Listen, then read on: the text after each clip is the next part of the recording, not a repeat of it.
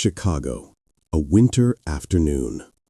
The lobby of the Regal Heights Hotel glittered like a palace. Crystal lights danced across the marble floor where elegant guests sipped red wine and chatted in those refined, upper-class tones. The revolving door turned. A woman of color stepped inside, petite, dressed in a simple leather jacket, carrying an old suitcase. She paused for a moment, her eyes calmly taking in the luxurious space. Not a hint of discomfort, just quiet composure. Behind the reception desk, Edward Collins, the hotel manager, a white man in his 40s with perfectly slicked back hair, was bowing to a newly arrived white couple. His smile was bright, his voice dripping with flattery. But the moment his gaze fell on the woman, that smile vanished. "Excuse me, ma'am. Housekeeping staff do not use the main entrance." The words dropped like cold steel. A few guests chuckled quietly. One of the receptionists lowered her head, avoiding the woman's eyes. She stood still. No anger, no surprise. Her voice was calm, steady, but it carried. "I am here to check into the presidential suite. I made a reservation." The air in the lobby froze. Edward let out a sharp laugh, leaning across the counter. "If you can afford the cheapest room, I will give you the presidential suite for free." A statement soaked in the ancient taste of prejudice.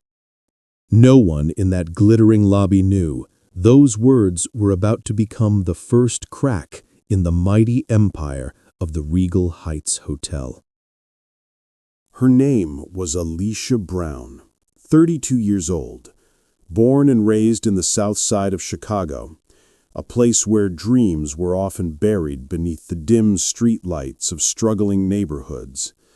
But Alicia refused to bow her head. She studied on scholarships, worked tirelessly, and built from nothing her own company, Brown Inclusion Consulting, a firm that advised some of America's largest corporations on diversity and equality. 3 days earlier, she had called the Regal Heights Hotel, the venue for an upcoming National Human Rights Conference, to book the presidential suite for herself, the keynote speaker of the event. But the moment the staff heard her voice, the unmistakable accent of a black woman from South Chicago, their tone changed within seconds. "I am sorry, the hotel is fully booked," the voice on the other end had said, cold and metallic. Alicia said nothing. Her instincts told her this was no coincidence.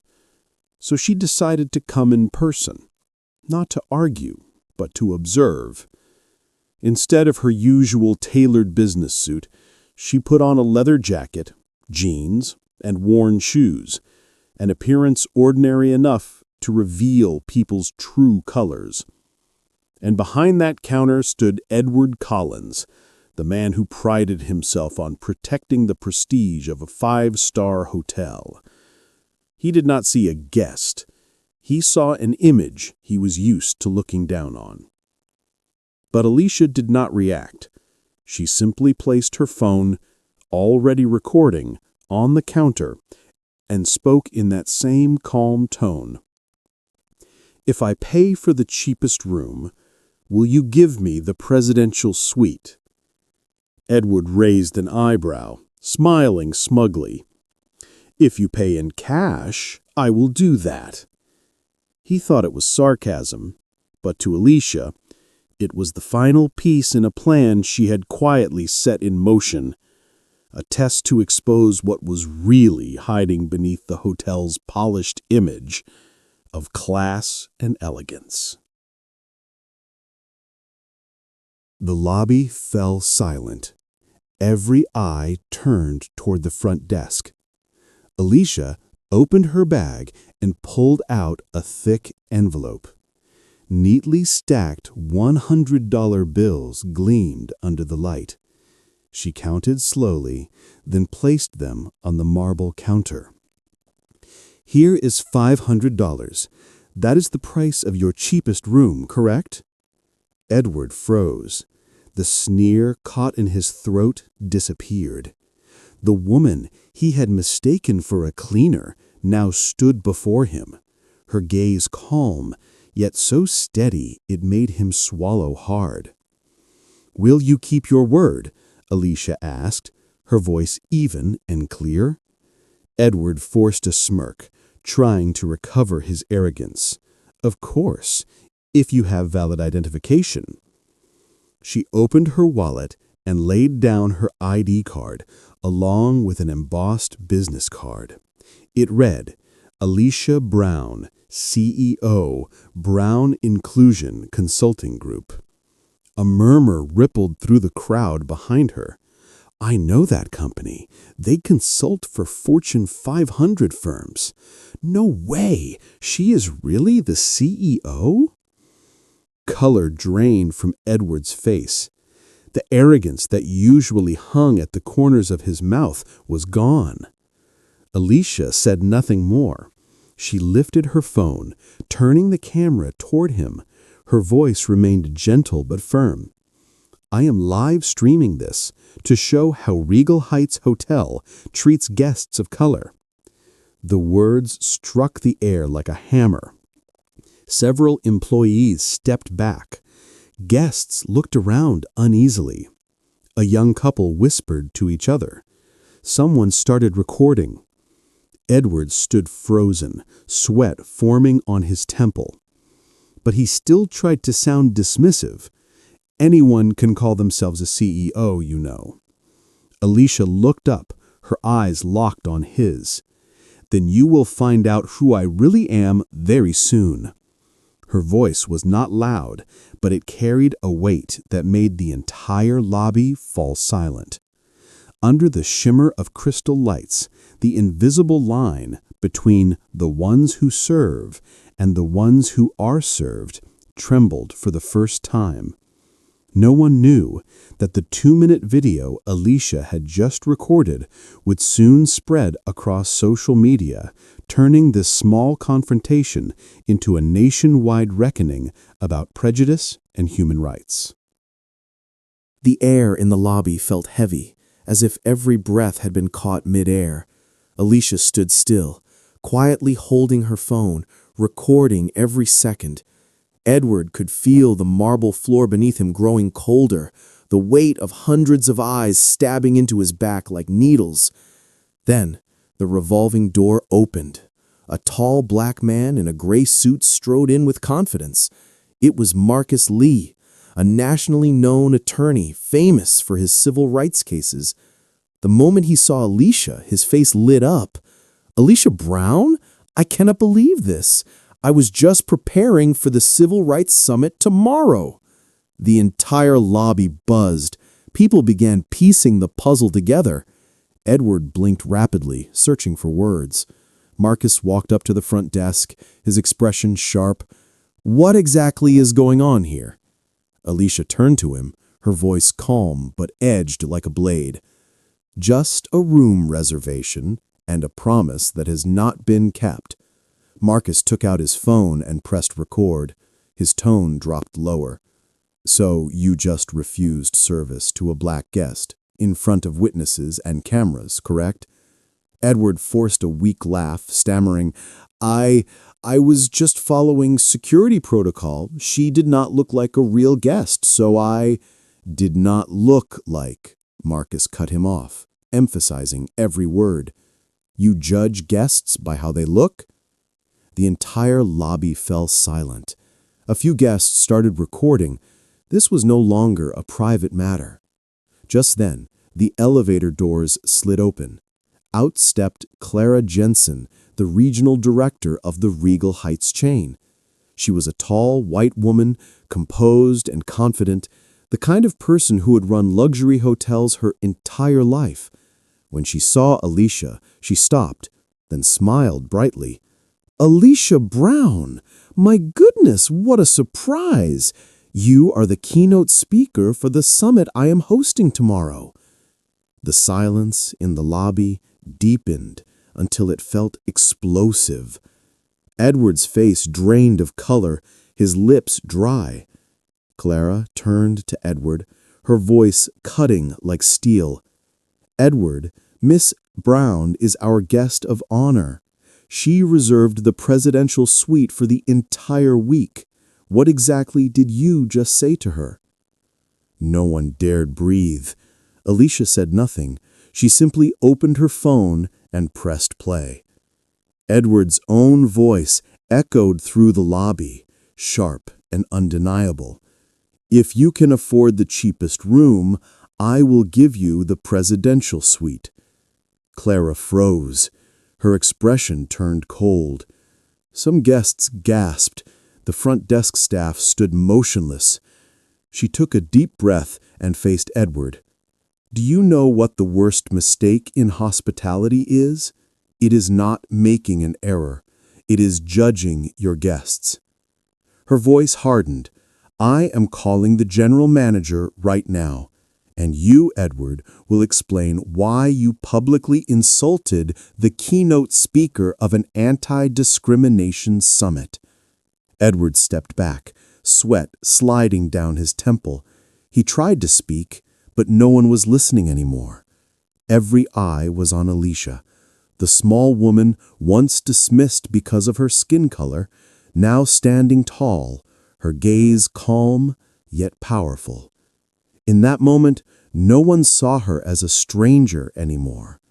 She was a mirror reflecting an uncomfortable truth, that sometimes prejudice lives most vividly in the most luxurious places. The hotel lobby was so quiet you could hear the ticking of the wall clock. Edward lowered his head, his face burning red under the stares of dozens of people. Alicia stood still, not angry, not triumphant, only calm. The calm of someone who had long learned to walk through contempt without bowing. She looked straight at Edward and said softly but firmly, "I do not need a private apology. I want you to apologize in front of everyone here." The air froze again. Edward's hands clenched. His throat went dry. After a long pause, his trembling voice broke the silence. I am sorry, Miss Brown." The words were small, but they rang out like a bell of reckoning. Clara stepped forward, her tone steady and sharp. "Edward, you are suspended immediately. Our legal department will work with Miss Brown regarding this incident, and I assure you, Regal Heights will take full responsibility." Alicia nodded slightly, then turned to Marcus. "Marcus, please make sure that the promise to gift the presidential suite is officially recorded." Marcus smiled and nodded. "Already done." Alicia faced Clara again, her voice calm but filled with conviction. "I will stay in that suite, not because it is luxurious, but because it represents change. A place that once symbolized privilege will now stand as proof that respect should never be reserved for only one kind of person." Clara looked at her for a long moment, then bowed her head slightly. "Miss Brown, I promise to restructure our entire guest protocol. This story will become a lesson, not only for Regal Heights, but for the entire hospitality industry." Applause rippled through the lobby, not loud, but genuine. Guests and employees alike, once silent in the face of injustice, now stood and clapped for the woman who had just shown them what fairness looks like without a single shout. Alicia smiled gently. The small suitcase in her hand no longer looked like luggage carried by someone dismissed or ignored. It had become a symbol of defiance, of dignity, of a woman who turned prejudice into awakening. 6 months later, the Regal Heights hotel sign still shimmered in downtown Chicago, but just below it, a new brass plaque gleamed. Equality and dignity policy. Every guest is to be welcomed as a VIP. Since that day, Regal Heights had become a model of transformation in an industry once marked by bias. They now hosted monthly training sessions on unconscious bias, led by none other than Alicia Brown and her team at Brown Inclusion Consulting Group. When Alicia returned to the hotel, there were no cautious stares anymore. Staff greeted her with genuine respect. Clara Jensen, the regional director, shook her hand firmly. Since we began working with Brown Inclusion, our revenue and guest satisfaction scores have skyrocketed. You turned a scandal into a turning point for our entire system. Alicia smiled, her eyes soft. Change begins with one person who dares to stand up, not by shouting, but by showing proof. At the Civil Rights Summit, Alicia stepped up to the podium. The spotlight shone on her face, calm, determined, radiant. Discrimination, she began, does not exist in poor neighborhoods. It hides within polished walls where people believe civilization has already won. But justice does not need to be loud. It only needs to stop being silent. The audience rose to their feet in applause that went on and on. Among them were former Regal Heights employees and guests who had witnessed that winter afternoon. They understood now that one moment of courage can change the world. Have you ever been judged for your skin color, your accent, or where you came from? Tell your story, because every story becomes a brick in building a fairer world. As Alicia walked through the hotel lobby once more, the light reflected off the brass plaque that read, "Equality and Dignity." She smiled, the smile of someone who had not just won a battle, but changed the way people see one another.